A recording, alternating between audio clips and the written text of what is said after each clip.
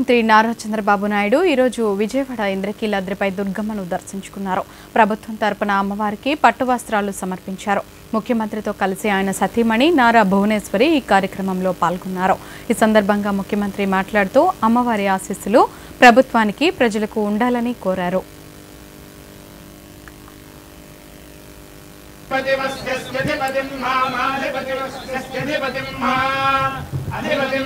ఏ విధంగా పరవళ్ళు దూకుతూ సముద్రంలోకి వెళతా ఉంది. రాష్ట్రాన్ని సుభిక్షం చేసే పరిస్థితికి వచ్చింది.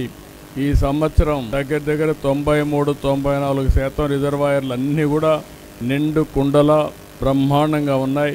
ఒక జల కళ సంతరించుకున్నది. ఈ సమయంలో నేను ఎప్పుడు కూడా దుర్గమ్మ తల్లిని కోరేది రాష్ట్రంలో ఉండే ప్రజలందరూ కూడా సుఖ సంతోషాలతో ఉండాలని, అందరినీ అన్ని విధాల ఆశీర్వదించమని ఒక శక్తి మాత అయినటువంటి దుర్గమ్మ తల్లిని కోరుకుంటాను.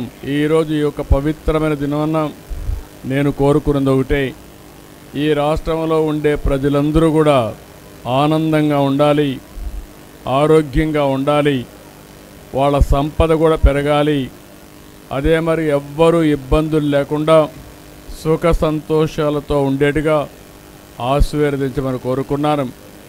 ఈరోజు ఇక్కడ చూస్తే మేనేజ్మెంట్ కూడా చాలా సిస్టమేటిక్